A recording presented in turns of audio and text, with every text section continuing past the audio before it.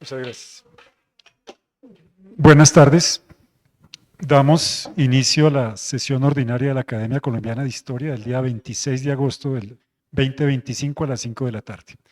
El siguiente es el orden del día. Primero, aprobación del orden del día. Segundo, verificación del quórum.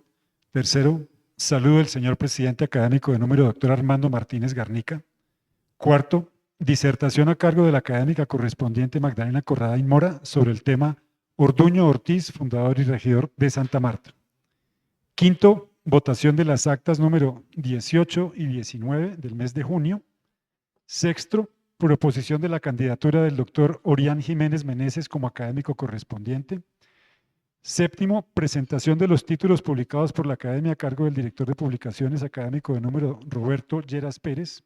Octavo, presentación de libros a cargo del director de la biblioteca académico Jorge Morales Gómez. Noveno, anuncio a los académicos sobre la fecha de la próxima sesión. Décimo, clausura a cargo del señor presidente. Muy bien. Segundo, verificación del quórum.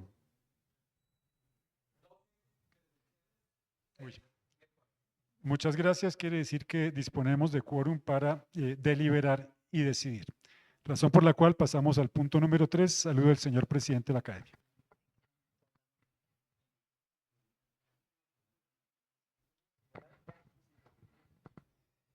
Buenas noches a todos. Gracias por venir a acompañar a una de nuestras académicas, Magdalena Corradain Mora, que hoy nos va a hacer una exposición. En el atril que ustedes tienen enfrente, verán un documento original que fue recuperado en una casa de subastas que se negó a rematarlo porque tenía en cada folio el sello de la academia.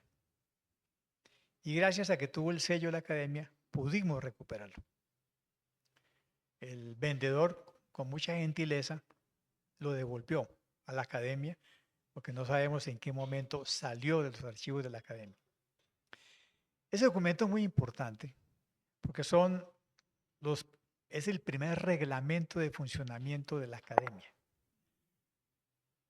La academia empezó a funcionar en septiembre de 1902, pero este primer reglamento tiene fecha de 1908 y al año siguiente fue publicado. Lo interesante de este documento es que lo que reglamentó en 1908 es exactamente lo que estamos haciendo en este momento, más de 122 años después. ¿Cómo son las reuniones? ¿Cuáles son los tipos de miembros de la academia? ¿Qué hace la academia? Es decir, somos lo que se llama una institución cultural de verdad, porque no hemos hecho más que repetir el reglamento de 1908. Pero además fue publicado el año siguiente con la lista de todos los académicos de número correspondiente y extranjeros, que era muy nutrido en ese momento. Somos los herederos entonces de una institución cultural de verdad que no ha parado de hacer, aunque hemos cambiado el reglamento muchas veces para adaptarlo a las exigencias modernas de la alcaldía. Básicamente lo que hacemos es lo mismo. ¿Y qué es lo que hacemos? Cultivar la ciencia de la historia. Por eso esta academia vive cuando sus académicos investigan, van a los archivos y vienen a contarnos los resultados de sus investigaciones, que además la academia publica. Hoy ha salido de la imprenta el último libro de la academia, que es una colección documental que hizo un académico antioqueño que ya falleció, que son todos los documentos que dan cuenta de la campaña de independencia que dirigió el general Córdoba en 1820 en Antioquia, y por lo tanto tiene los detalles del combate de Chorros Blancos. Y hoy tenemos la presencia de una de nuestras académicas correspondientes, Magdalena Corradain Mora, quien nos va a exponer un resultado de sus investigaciones en los archivos de la ciudad de Tunja, especialmente en los archivos notariales, porque encontró que en esos archivos está la presencia de uno de los fundadores de la ciudad de Santa Marta, que este año está cumpliendo 500 años de fundada y ha contribuido al poblamiento de lo que hoy es el territorio colombiano. Así que creo que hoy, como todas las sesiones en las cuales nos reunimos, vamos a aprender muchísimo de las investigaciones de los académicos. Magdalena, muchas gracias por compartir con nosotros esta investigación suya en los archivos de Tuna. Muy bien, muchas gracias.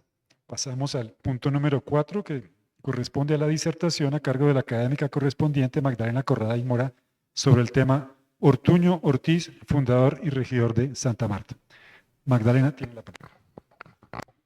Buenas noches, señor presidente de la Academia Colombiana de Historia, Armando Martínez Garnica, señor vicepresidente Alberto Gómez Gutiérrez, señor secretario Camilo Gutiérrez Jaramillo y demás miembros de la mesa directiva, señor miembro honorario Alberto Coradain Angulo, mi padre, aquí presente, y los honorarios que nos acompañen a través de internet, señores miembros de número, miembros correspondientes, presentes y por internet, señoras, señores, mi madre, Elga Mora de Coradain, historiadora también, aunque no es de la academia. Buenas noches. Hoy hago esta lectura en homenaje a los 500 años de la fundación de Santa Marta. Ortuño Ortiz, fundador y regidor de la ciudad de Santa Marta, el 4 de junio de 1526, es de los fundadores de Santa Fe y Tunja en 1539. No quiere decir que él sea el fundador de Santa Marta, es de los fundadores de Santa Marta. Vamos a ver la genealogía de este conquistador,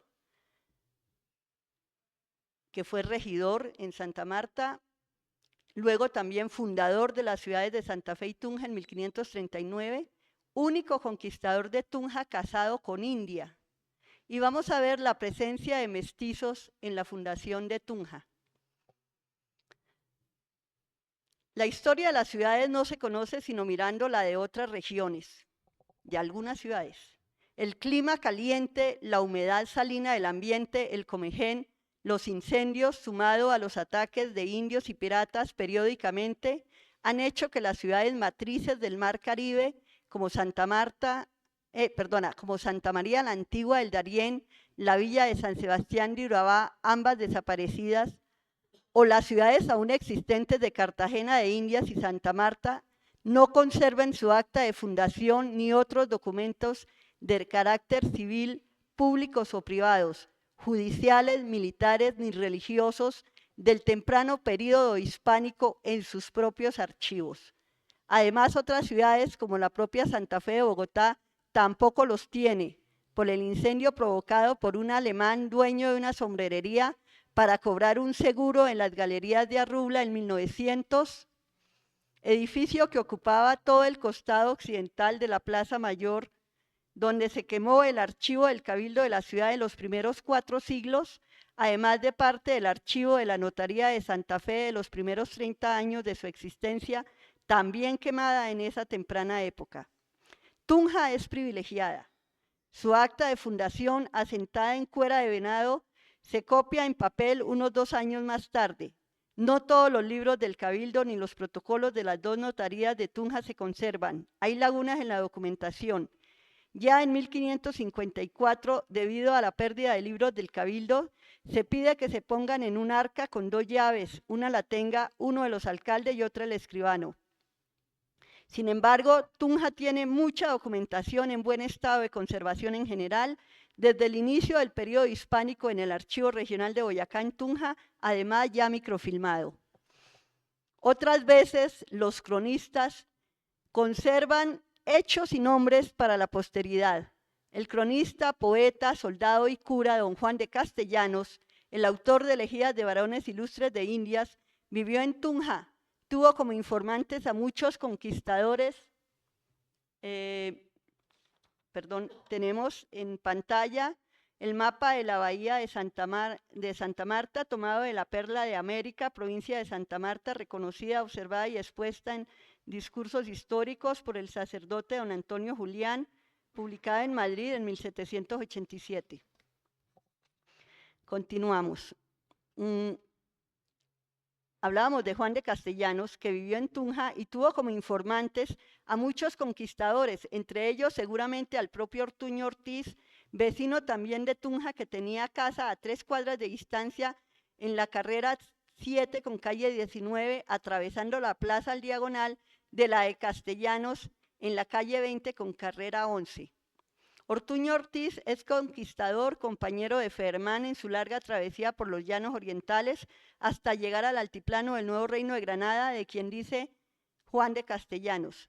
El capitán Rodrigo de Bastidas, que en Haití tenía su reposo, año de 26 sobre 500, llegó con buena copia de soldados. Día de Santa Marta tomó puerto y este nombre le dio como un concierto. Como 500 hombres fue la gente que para la conquista con él vino Ortuño Ortiz, Basantas y Cancino. Cierro comillas. Según esto, Santa Marta fue fundada el día de esta santa, el 4 de junio de 1526, según el calendario juliano, que es el que impuso Julio César, el emperador romano, y que aún conservan los ortodoxos.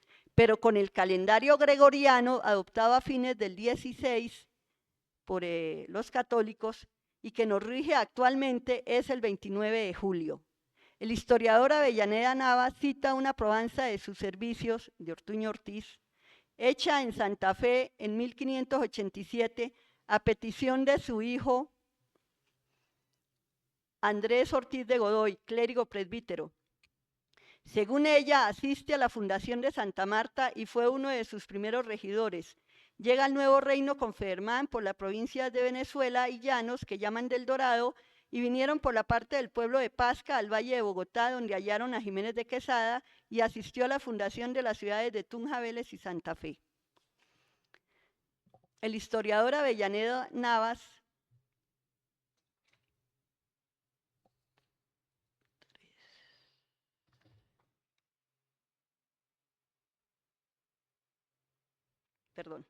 en una probanza de sus servicios hecha en Tunja el 9 de octubre de 1585 a petición de su hijo Juan Ortiz, vecino de Vélez, el testigo Juan de Salamanca, vecino de Tunja de más de 70 años, dice que es de los regidores, de los primeros regidores de Santa Marta y primeros pobladores de Santa Marta. El testigo Diego de Paredes de Zunúa, vecino de Tunja de más de 70 años, dice: fue de los primeros descubridores y conquistadores de Santa Marta y fue primer regidor de aquella ciudad, y a este reino vino con el capitán Fermán. Estando dicho Ortuño Ortiz, salieron a una jornada en Santa Marta con el capitán Rivera y Hernando de Santana, y los toparon los de Venezuela y los llevaron al Tocuyo, y de allá vinieron con Fermán y con su gente a este reino, el cual dicho Ortuño Ortiz ayudó a poblar esta ciudad. Cierro comillas. La incorporación de este grupo de soldados de Santa Marta en 1536, que estaban con el capitán Juan de Rivera y Hernando de Santana en La Guajira, a las tropas venezolanas de Fermán en el Cabo de la Vela, por parte del alcalde mayor de Maracaibo, el capitán Antonio de Chávez, para algunas no fue voluntaria, fue un secuestro, y quienes trataron de escapar de regreso a Santa Marta, algunos les costó la vida. A 2 de ellos, Antonio Lazo, quien tenía encomienda en Santa Marta desde hacía 10 años, y Hernán López, que fueron ahorcados, y otros fueron condenados a ir abriendo camino durante un año, entre ellos al propio Ortuño Ortiz, a Juan Rodríguez Lozano, Diego Ortiz, Alonso Cisneros. ¿Cómo sabemos esto? Por los juicios de residencia en la provincia de Venezuela que les hacen a los Welser y que publicó la Academia de la Historia de Venezuela.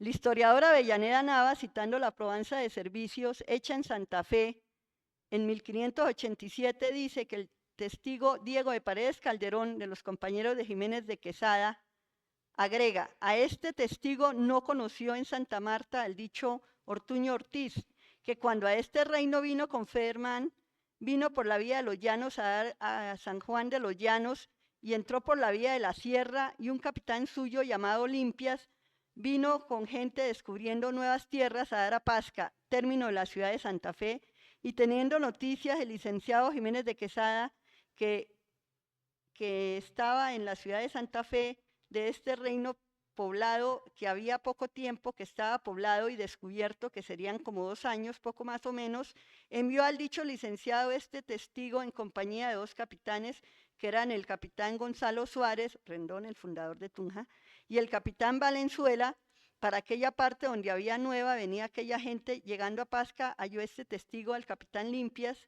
y entre la gente que traía,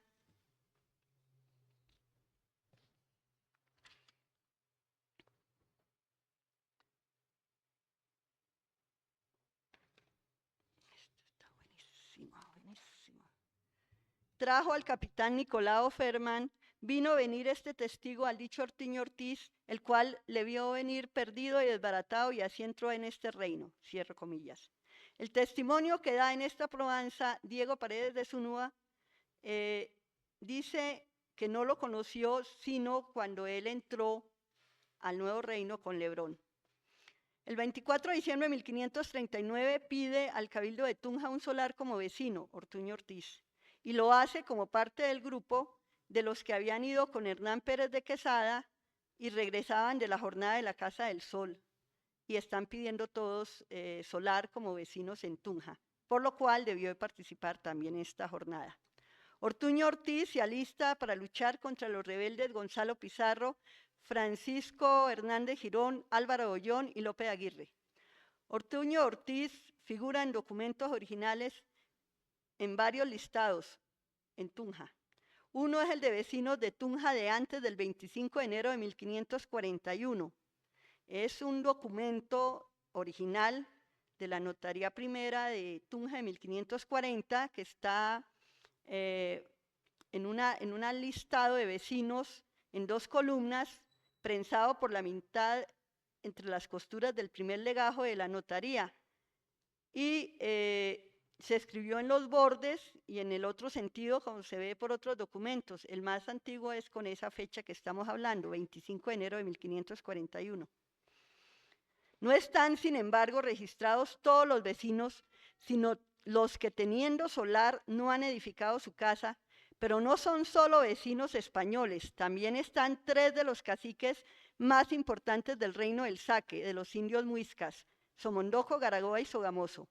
Valga la oportunidad para resaltar el hecho de vivir en el casco urbano de Tunja varios caciques en diferentes épocas. En este caso, el hecho demuestra la temprana integración de la dirigencia indígena a las nuevas costumbres españolas, y a la vez la aceptación y el reconocimiento de su autoridad por parte del nuevo gobierno español.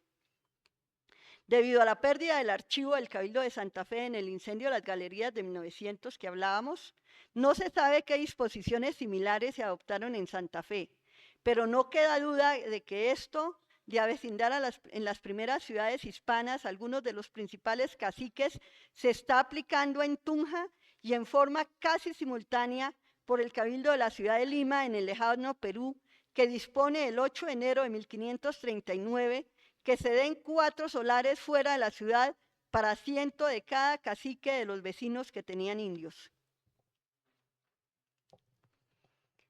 En Tunja, el 14 de marzo de 1541, hay una disposición.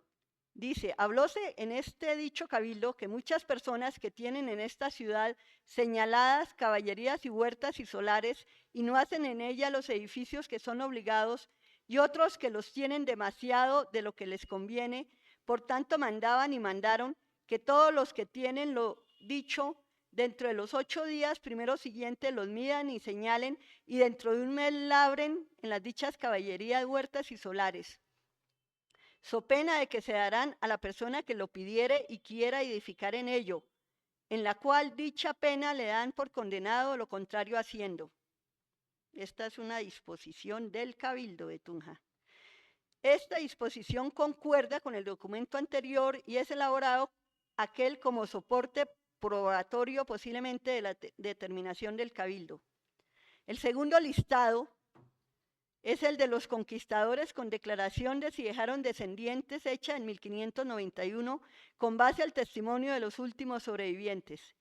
El historiador boyacense Ulises Rojas, en su obra Corregidores y Justicias Mayores de Tunja, trae una lista basada en un documento hallado por él en el Archivo General de Indias, por el cual el Cabildo de la ciudad de Tunja, el 1 de junio de 1591, aprueba los nombres de los conquistadores de la ciudad de Tunja, que consideraba como sus fundadores y primeros pobladores, de acuerdo con las declaraciones juradas rendidas por los testigos Miguel Sánchez, Antonio de Castro, Diego de Paredes Calderón, de los compañeros de Jiménez de Quesada, y Pedro Niño y Diego de Paredes de Zunúa, de los compañeros de Lebrón, únicos sobrevivientes de los primeros testigos y fundadores, a efecto de que se pusieran en el libro de Cabildo con el fin de que costara todo el tiempo para evitar que muchos se dijeran sin serlo, hijos y descendientes de los fundadores y primeros pobladores de la ciudad, cierro comillas. Curiosamente, nunca se consignó la lista en el libro de Cabildo de Tunja. De este importante documento quedan dos copias. El original, que supongo se halla en el Archivo de Indias en Sevilla, en Audiencia de Santa Fe, donde lo consultó Ulises Rojas, y una copia, porque no están las firmas autógrafas, que la autora de este presente estudio consulta en el Archivo General de la Nación en Santa Fe de Bogotá, con los nombres dados por los testigos. Ulises Rojas elabora una lista. Llegaron con Nicolás de Fermán los siguientes: en el número 65, Ortuño Ortiz dejó hijos naturales. El tercer listado es el de los mestizos, hijos de los conquistadores de 1581. El mismo historiador Ulises Rojas, en su obra El cacique de Turmaqué y su época, trae una lista de los mestizos de Tunja, muchos de los cuales son los hijos naturales de los conquistadores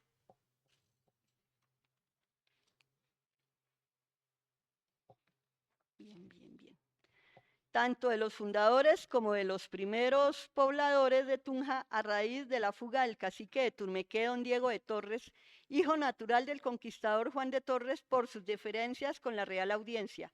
Con el pretexto de los rumores sobre un alzamiento del famoso cacique de Turmequé, el fiscal de la Real Audiencia, Orozco, llega a Tunja en 1581 como visitador de naturales de la provincia de Tunja y dicta un auto para que el alguacil mayor Juan Díaz de Marto y el escribano Jerónimo Holguín hicieran una lista con todo el secreto y diligencia posible, muy en particular de los nombres de todos los mestizos vecinos de la ciudad, e hicieran una lista para saber cuáles se habían ausentado de allí en el tiempo del motín y fuga de don Diego.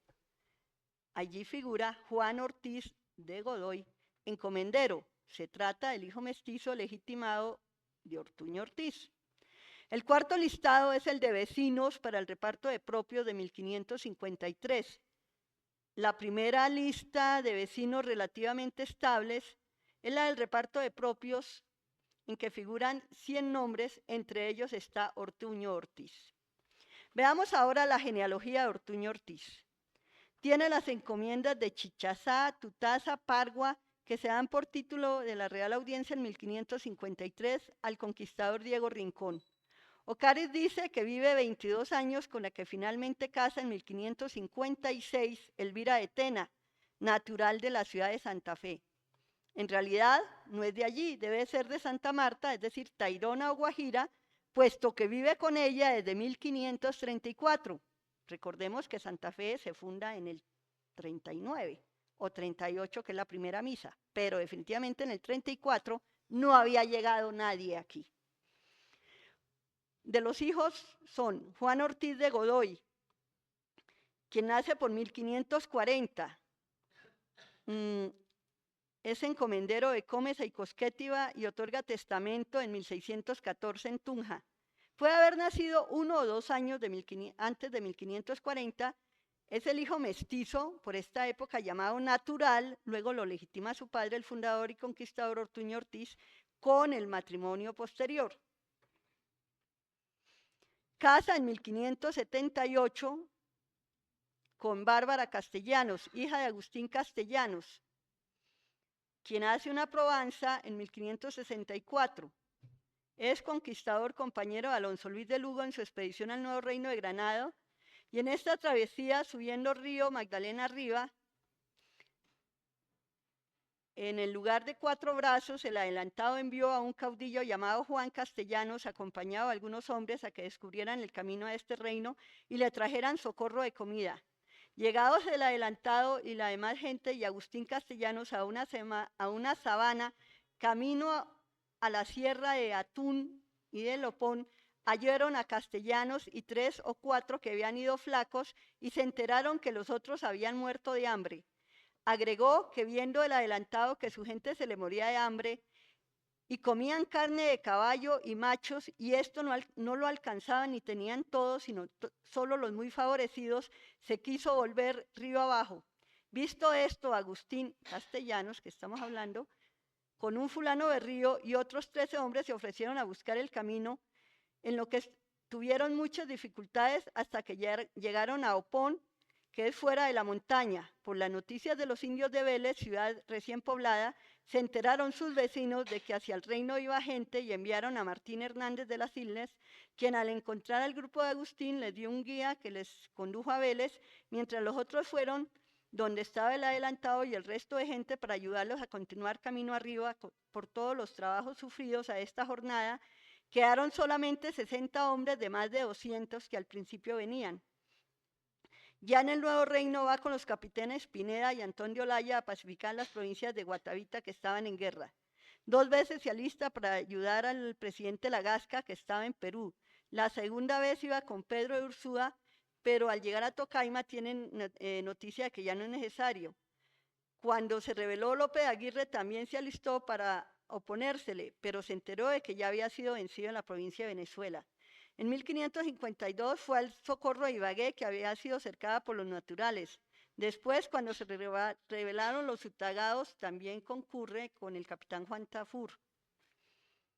Nace en 1522 y avecina en Santa Fe, donde la Real Audiencia lo nombra alguacil menor en 1556. Este es el suegro, ¿no?, de Juan Ortiz de Godoy, quien casa con Bárbara Castellanos. Son los padres de Rodrigo Flores, muerto ya para 1614, de Juan Ortiz, muerto ya para 1614, y de María Ortiz de Arce o de Godoy, que suceden las encomiendas de Comesa y Cosquétiva del padre. Testa en Tunja en 1622, donde deja por heredera a su madre.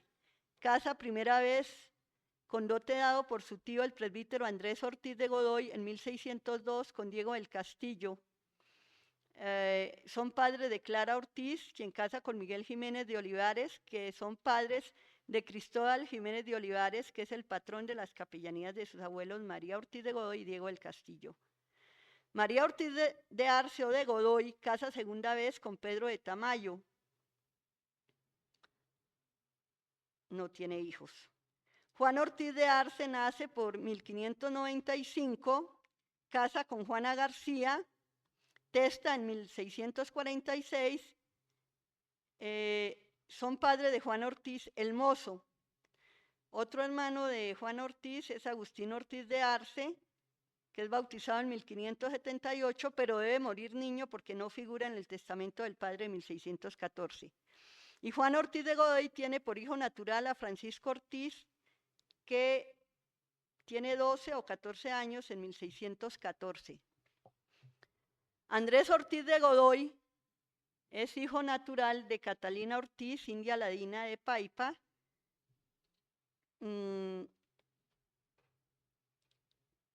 Es puesto por aprendiz con Diego da Costa como platero, siendo mayor de 14 años y menor de 25 en 1586. En 1567. Es presbítero, testa en Tunja en 1620, deja por herederos a sus sobrinos Miguel y Pedro Ortiz y a un huérfano que ha criado en su casa, Salvador Ortiz. Y otro hermano de ellos es Miguel Ortiz, que es padre de Pedro Ortiz. Hasta ahí lo que conocemos de este conquistador. Grupos de conquistadores. Este es un plano muy interesante, un mapa muy interesante hecho por el historiador José Ignacio Avellaneda Navas, publicado en un libro que no tenemos aquí en Colombia, sino en inglés, Los Conquistadores del Nuevo Reino de Granada. Es una publicación de 1995. Yo le traduje las palabras ríos, river estaba en inglés, y le agregué la ciudad de San Gabriel del Cocuy. Pero nos muestra las rutas desde Popayán, que es la que emplea Belalcázar, desde Coro, que es la de Ferman, y desde Santa Marta por el río Magdalena, bordeándolo y navegándolo hasta La Tora en la ruta de Gonzalo Jiménez de Quesada. Tenemos las primeras ciudades, Santa Marta, Coro, el Tocuyo. Abajo tenemos a Popayán, tenemos a Vélez, a Tunja y a Santa Fe, con los ríos, que es muy importante saber cómo es la geografía y la hidrografía. La épica conquista del Nuevo Reino de Granada parte de la fundación informal de Santa Fe de Bogotá, realizada por el licenciado González Jiménez de Quesada con sus hombres el 6 de agosto de 1538, con la celebración de la primera misa en los valles de los Alcázares. Sin embargo, la calidad de ciudad no se le da sino cuando se hace la fundación formal y solemne el 27 de abril de 1539, nombrando las primeras autoridades, trazando la plaza y demarcando con las calles los solares y adjudicando estos a los nuevos vecinos, como era costumbre en tales ceremonias, con la presencia de las huestes de los generales, el licenciado González Jiménez de Quesada, quien procedente de la ciudad de Santa Marta sube bordeando el río Magdalena y también en barcos hasta La Tora, actual Barranca Bermeja, con quien llegan 173 hombres, además de algunos negros como Andrés Salguero, que lo vamos a ver después, Nicolás de Fermán, que llega procedente de Coro, Venezuela, luego de un viaje de 3 años por los llanos orientales, con 160 hombres y trae las primeras gallinas, y Sebastián de Belalcázar, procedente de Quito, quien llega con un lucido acompañamiento de cerca de 5.000 indias e indios del Perú, además de una piara de cerdos, trae perros. Las tropas de Belalcázar en 2 etapas, la primera bajo su mando directo con cerca de 150 hombres, y la segunda al mando del capitán Juan Cabrera, año y medio después, con 30 más, todos traen caballos. La fundación de la ciudad de Tunja el 6 de agosto de 1539 y seguramente en la de Santa Fe el 27 de abril de 1539 concurren indios e indias anaconas o de servicio del Perú y hasta de Nicaragua y algunos aztecas de México, de los que acompañan a Belalcázar y su hueste, y con ellos van los primeros niños mestizos, porque si los conquistadores españoles van a establecerse, pues llevarán intérpretes o lenguas que les sirven de traductores y guías, además de cargueros, y quienes les ayudan a la construcción de los bohíos profesionales, les cuidan los caballos, traen leña y agua, cocinan, lavan y conviven con ellos sus indias, con los que están amancebados. Actualmente se diría que viven en unión libre. Probablemente en el séquito de indios la mayoría sean peruanos, pero no faltan algunos del Río Grande, de la Magdalena y de Santa Marta dentro del grupo del licenciado Jiménez de Quesada. Seguramente algunos muiscas del dominio del Zipa que vienen de Bogotá, estamos hablando de Tunja. Y dentro de los que acompañan al grupo de Fermán, los famosos caquetíos de la provincia de Coro y otros como los bubures del lago de Maracaibo. En cuanto a la India de Nicaragua, documentada para la época de fundación de Tunja, no se crea que su presencia es exótica. Basta recordar que Francisco Pizarro y los llamados 13 de la fama de la isla de del Gallo, que deciden acompañarlo en la riesgosa expedición que concluye con el descubrimiento del imperio inca del Perú, vienen de Guatemala de andar en compañía de Pedro de Alvarado. Algunos de los conquistadores, compañeros de Belalcázar, también tuvieron esa ruta, y entre los indios de servicio suyos o de los otros conquistadores del Perú, conservan aún indios e indias del actual territorio centroamericano. Sobre los mestizos, hijos de indios mexicanos, el conquistador Juan de Salamanca, de los compañeros de Jiménez de Quesada y también de los fundadores de Tunja, es el primer esposo de Juana Cecilia Marín, natural de la provincia de Nueva España, de donde fui traída por dicho mi padre siendo niña a este reino. Residente en esta mi estancia y tierras, términos del repartimiento de Beteitiva de la encomienda de mi hija doña Juana de Ábalos Marín. Otorga testamentos en mi estancia y términos del repartimiento de Beteitiva en 1618. Muere, bueno, hija natural del conquistador Hernando Marín, natural de la ciudad de Caranaca, junto a Murcia, en los reinos de España, vecino de la ciudad de Tunja, donde muere en 1556. No figura este desconocido conquistador y posible compañero de Belalcázar en la lista que elaboré inicialmente sobre los conquistadores del Nuevo Reino de Granada, pero analizando el hecho de ser su hija natural originaria de Nueva España y traída por su padre siendo niña, habida en una hija de un cacique mexicano, es decir, de Nueva España, lleva a pensar que se trata de uno de los hombres de los que acompañaron inicialmente a Hernán Cortés a la conquista de México y luego baja con su teniente Pedro de Alvarado a la conquista de Guatemala y de allí con los hombres y mujeres españolas e indios de Nicaragua que trae para el territorio del actual Ecuador y deja a Belalcázar, teniente de Francisco de Pizarro, el conquistador del Perú, pasa con Belalcázar y su tropa hasta Santa Fe. Por ello, su hija mestiza casa con el conquistador Juan de Salamanca de los compañeros de Quesada. No he encontrado casi huellas documentales de este ignorado conquistador. Estamos hablando de Hernando Marín. Ni siquiera su firma, no obstante haber hecho testamento en Tunja, el cual tampoco existe. No figura en ningún contrato. Es bastante etérea su presencia en esta ciudad. Hay que rastrearlo por medio continente americano, desde México, Guatemala, Ecuador y parte de Colombia, empezando por el sur, desde la ciudad de Pasto, pasando por Santa Fe y terminando en Tunja. Y de Magdalena India, hija de un cacique y señor principal de la provincia de Nueva España. Son padres, estamos hablando de Juan de Salamanca y Juana Cecilia Marín, de doña Juana de Ábalos Marín, quien nace en 1560. Dado que su padre, el conquistador Juan de Salamanca, tiene 44 años para 1560, cuando nace su hija doña Juana de Ábalos Marín, Juana Cecilia Marín, la madre, puede tener cerca de 27 años y haber nacido en 1533 en México, para casar con el conquistador que casi le dobla la edad y morir de 86 años. Alonso de Heredia, el fundador de las villas de Tolú, María y Santa Cruz de Mompox, hermano mayor del famoso Pedro de Heredia, fundador de la ciudad de Cartagena, llegó de Guatemala acudiendo a su llamado. Fundador también de la villa de San Sebastián de la Buenavista, conocida como San Sebastián de Urabá.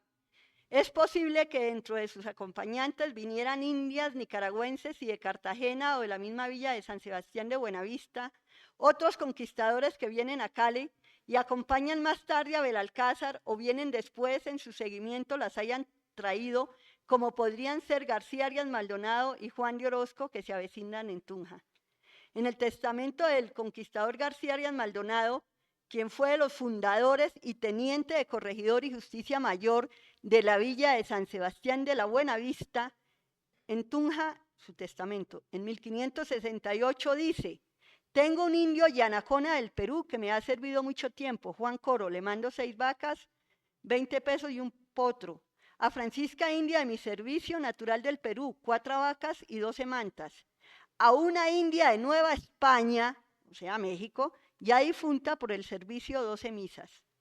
El historiador William Jaramillo Mejía, basándose en Pedro Pizarro en su obra Relación y Conquista del Perú, al relatar la expedición de Alvarado, dice: el 13 de julio, Alvarado, que está en Guatemala, y baja a metérsele al territorio de Pizarro, al Perú.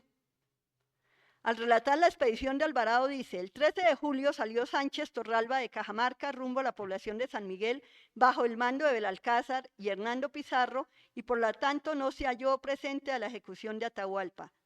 Por este mismo tiempo, Pedro Alvarado, gobernador de Guatemala, estaba organizando secretamente una expedición al Perú, la cual llegó finalmente a Puerto Viejo el 23 de junio de 1534, con una armada de 12 barcos, 500 españoles, de ellos 50 caballos, más de 4.000 indios de Nicaragua, muchos de los peninsulares eran hijodalgos, entre ellos los dos hermanos de don Pedro, unos pocos estaban acompañados de sus esposas, blancas, ¿no?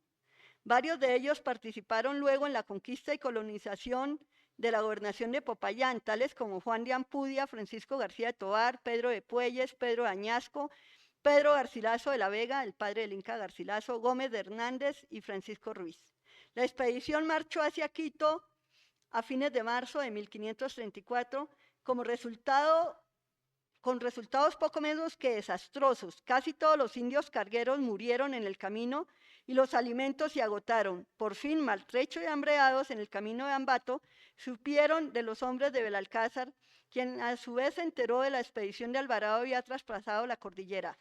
Pronto se entablaron negociaciones entre ambos ejércitos y finalmente llegaron a un acuerdo, por el cual Almagro, que actuaba a nombre de Pizarro, le compró a Alvarado su armada compuesta de 5 navíos, con todo lo que en ellos traía, en 5,000 pesos de oro, y luego, antes de partir con Alvarado a entrevistarse con Pizarro, fundó la villa de San Francisco de Quito, donde quedó Belalcázar como teniente de gobernador. De los hombres que salieron con Alvarado, 185 regresaron con él a Guatemala. El resto se pasó a la hueste comandada por Belalcázar, a quienes llamaron los vendidos. Se fundó Quito el 6 de diciembre de 1534. Cuando se llamó a todos los que quisieron avecindarse en ella, se presentaron 204 personas. 74 de ellas venidas en la expedición de Alvarado y encabezaba la lista del mismo Belalcázar. Cierro comillas. Y dentro del grupo de indios peruanos que vienen ya aquí a Santa Fe, viene una princesa, doña Francisca Coya, sobrina del Inca, y su hija mestiza, doña Mencia, con su padre, el conquistador Juan Muñoz de Collantes. Además, un hermano de la princesa Inca, ojo, llamado Pedro Inga, quien muere de 116 años en 1600, y quien recibe tierras en el centro de la sabana de Bogotá, origen del actual municipio de Engativá o Ingativá. Señores antropólogos, sociólogos, lingüistas, ojo, porque aquí vemos que mucho de lo que creemos que es muisca, pues va a ser quechua o aymara. Entre otras, el mismo cultivo de la quina, que yo les he preguntado a algunos de mis colegas, si han encontrado en sus excavaciones eso, porque para mí lo trajeron este grupo de 5,000 incas, con incas, princesa y todo a bordo. Mestizos en la fundación de Tunja. Los mestizos que por la época de su nacimiento pueden haber estado presentes en la fundación de Tunja, tenemos a Diego de Rojas, ciego, nacido por 1537, puesto que declara tener 29 años y ser ciego en Santa Fe en 1566. Es hijo natural del conquistador Hernando de Rojas. Francisco de Pineda, nacido antes de 1539, vecino de Tunja, debe ser hijo natural de Leonor India Chilava, esclava de Nicaragua, del fundador, conquistador y primer alcalde Juan de Pineda de Tunja, ¿no? A quien da libertad por haberse huido y haberle parido un hijo en Tunja el 4 de diciembre de 1540. Estos dos mestizos representan seguramente a muchos más, el uno hijo de una india de Nicaragua, el otro posiblemente de una india del Perú. Ambos conquistadores son de los compañeros de Belalcázar, que viene con gran acompañamiento de indios e indias anaconas o de servicio, casi todos peruanos. La presencia de indios de Nicaragua se comprueba con la obligación que contraen en Tunja en 1540 dos conquistadores, octubre 20, ambos compañeros de Jiménez de Quesada, Antonio Olaya y Juan de Torres, por 800 pesos por un caballo color bayo, ensillado y enfrenado, y un esclavo, Juanillo de Nicaragua. Otro mestizo presente seguramente en la fundación es Francisco de Monsalve el Mozo, quien sirve de testigo en el recibo de la dote del conquistador Juan de Torres, casado con Leonor Ruiz Resuelo en 1549. Debe ser el hijo natural de Francisco de Monsalve, quien con su hermano Antonio, como hijos de Francisco de Monsalve y su mujer María Estrada, vecinos de Zamora, se inscriben en Sevilla el 12 de octubre de 1534 para pasar a tierra firme en la armada de los alemanes, por lo cual debe tener 15 años de edad cuando sirve de testigo. Para el momento de la fundación debe tener 5 años y seguramente se halla en compañía de su madre, una india probablemente de Coro. Otro es Juan Sánchez Ropero, nacido en 1539, está de 75 años en Tunja en 1614, es hijo natural del fundador y conquistador Martín Sánchez Ropero de los compañeros de Quesada. Y Juan Ortiz de Godoy, que puede haber nacido 1 o 2 años antes de 1540, hijo mestizo por esta época natural, luego lo legitima su padre, el fundador y conquistador Ortiño Ortiz, con el matrimonio posterior, con la que vive 22 años, la famosa Elvira de Tena, que para mí es de Santa Marta, es decir, Tayrona o Guajira. Perdona, ¿podemos pasar imagen? Ahí tenemos Castilla del Oro de 1600, pasemos. Este es muy importante. Este es un boceto para un mural sobre la fundación de Tunja, hecho por el maestro Alberto Casas Ochoa, historiador también de la Academia Boyacense, a iniciativa del historiador Pedro Gustavo Huertas, compañero nuestro de esta y de la Boyacense, con mi asesoría, Magdalena Jordán y Mora. Veremos, de izquierda a derecho tenemos el saque de Tunja Quiminsa. La idea de este se publicó como un plegable en uno de mis libros de fundadores de Tunja, pero la idea es armar un mural en el Concejo de Tunja. Vamos a ver si se concreta en algún momento. Tenemos el saque de Tunja Quiminsa, luego tenemos el número 2 en la espalda, el niño mestizo Juan Ortiz de Godoy, en la espalda de la india Tayrona, pienso yo, Elvira de Tena. Tenemos un cerdo de la Piara traída por la hueste de Belalcázar, un perro galgo de los traídos por Belalcázar, el conquistador Ortuño Ortiz, padre del niño mestizo Juan Ortiz de Godoy, el conquistador Luis de Sanabria, el conquistador, el 8, el conquistador Andrés Salguero, que es un esclavo para mí, es un negro, pero ¿por qué sé que fue esclavo? La hija hace un testamento y dice que ella es mestiza. No, en realidad ella es zamba porque es hija de un negro y una india. Y su padre lo llama el conquistador Andrés Salguero. Tiene, por el estudio que yo he hecho de los solares, solar detrás del convento de Santa Clara la Real, que es fundado por el conquistador Francisco Salguero. Entonces, dado a que el conquistador Francisco Salguero es el que le da el solar a Andrés Salguero y le da el apellido, pues es fácil deducir que es su esclavo y además le dio la libertad. Es el único documento que yo haya encontrado original en que, por el testamento de la hija, en que aleguen que alguien negro es fundador. No lo incluí dentro de los fundadores de Tunja porque esos los analicé en base a los documentos de reparto de solares y donde firmaban y donde funcionaban. Los esclavos negros pues no firmaban, no eran gente, eran objetos que se vendían. Entonces, ya libre es otra cosa. Sí. Luego tenemos unas gallinas enjauladas traídas por la hueste de Ferman. Tenemos al conquistador Pedro Núñez Cabrera de espaldas, que sostiene en la mano el estandarte con las armas imperiales de Carlos V. Tenemos al conquistador Juan López a caballo, que sostiene una partesana nombrado veedor de la ciudad. Tenemos un conquistador a caballo, Gómez de Cifuentes. Tenemos a otro conquistador a caballo en el centro, que es el capitán don Gonzalo Suárez Rendón, quien sostiene su propio estandarte. Tenemos al conquistador Juan de Pineda, primer alcalde de Tunja. Tenemos al conquistador a caballo, alguacil mayor Baltasar Maldonado, con una alabarda. Al hermano de Juan de Pineda a caballo también, Antón de Esquivel. A Domingo de Aguirre, escribano del acta de fundación de Tunja, que sostiene en la mano escrita sobre un cuero de venado, el acta. Tenemos al cura Fray Vicente Requejada Agustino, primer cura párroco de Tunja, que sostiene en la mano la cruz de la Fundación de Tunja.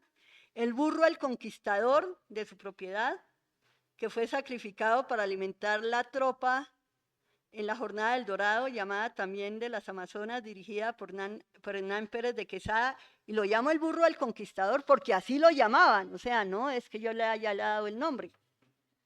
Tenemos otro caballo de conquista, tenemos a Leonor India Chilaba, esclava de Nicaragua, de propiedad y compañera del conquistador Juan de Pineda, y en su espalda el niño mestizo Francisco de Pineda, del que hablamos. Y tenemos al niño mestizo de 5 años, Francisco de Monsalve, hijo del conquistador de quien hablamos, y la india venezolana, probablemente de Coro, madre del niño mestizo Francisco de Monsalve. Muchas gracias.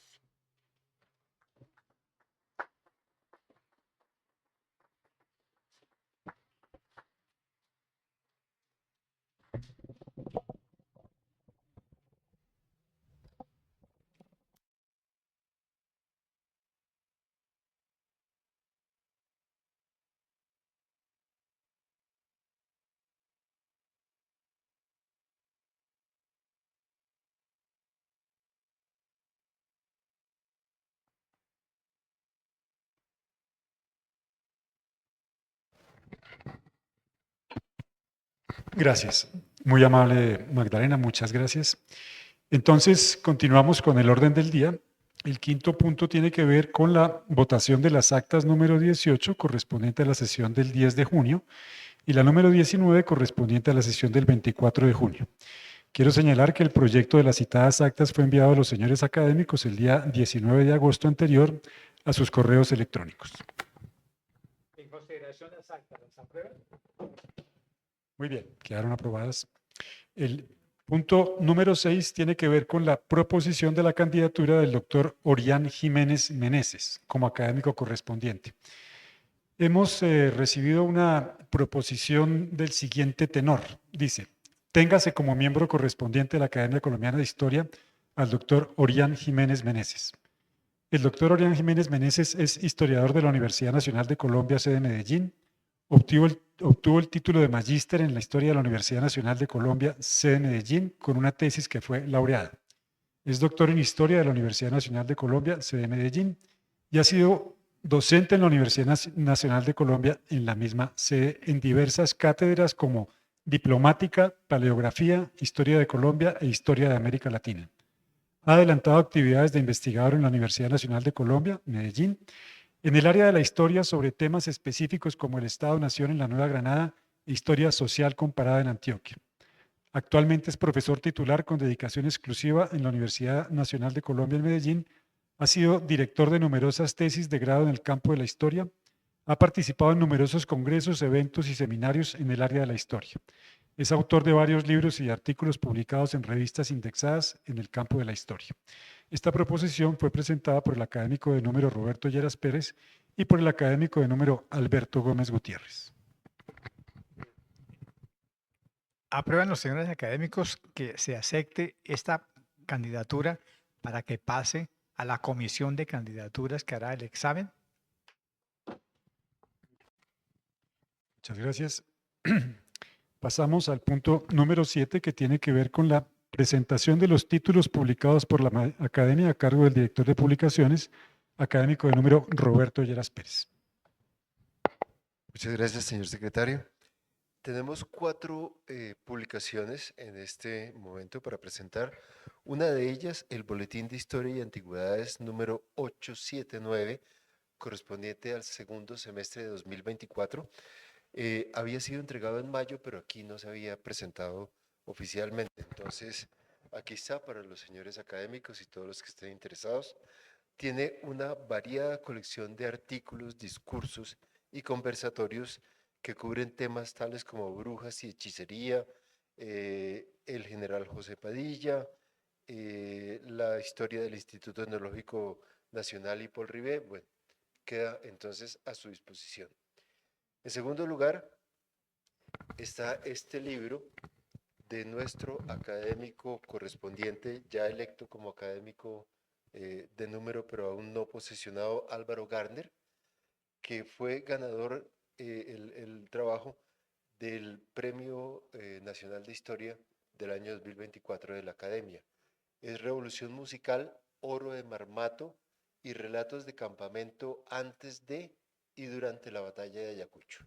Es un libro muy interesante porque conjuga todos los sucesos de esa gesta heroica que selló la emancipación del continente, con base también en todos los temas musicales que sonaban por esa época y que eran utilizados por los patriotas.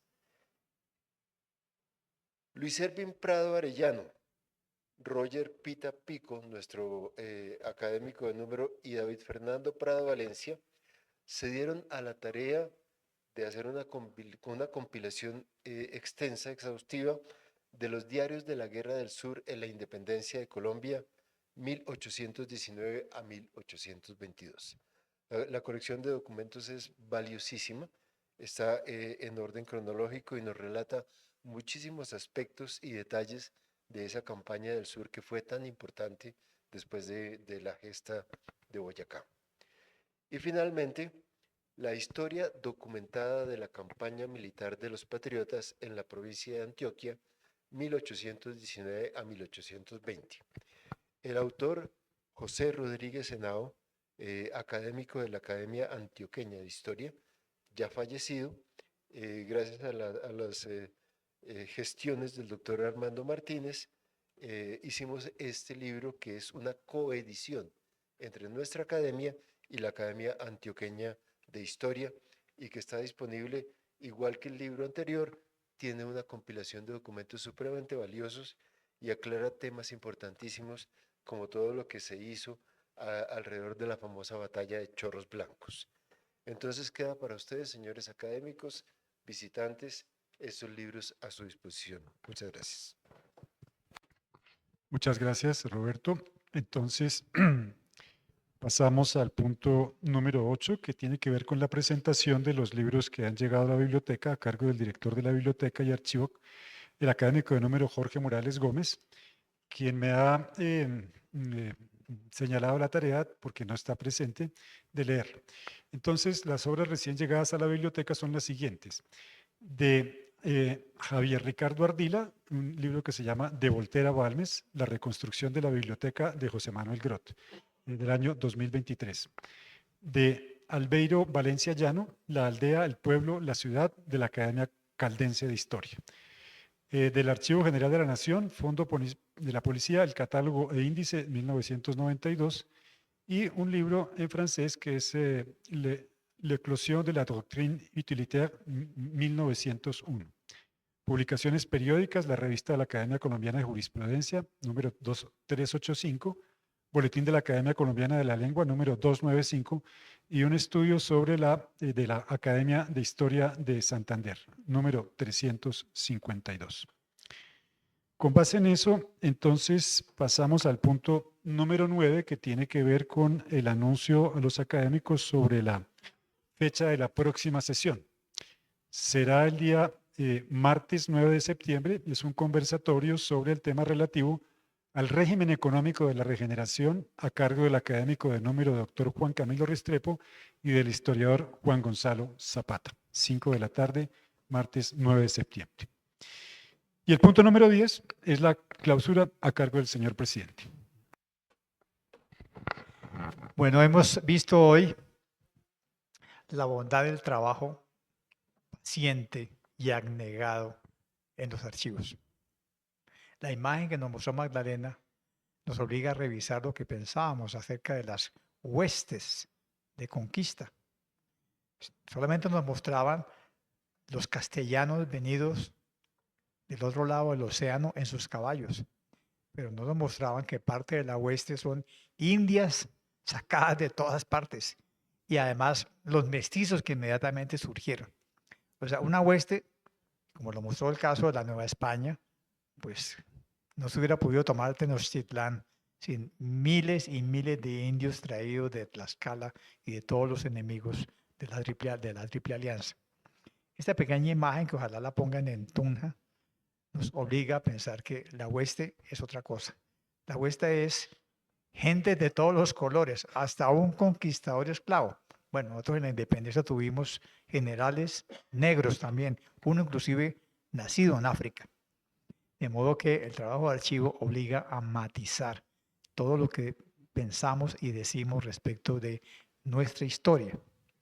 Magdalena, muchas gracias por habernos ofrecido los resultados de sus pacientes y abnegadas investigaciones en ese frío de Tuna, en el archivo notarial, y muestra que la academia sigue recibiendo la mejor gente que hace ciencia en las mejores fuentes disponibles.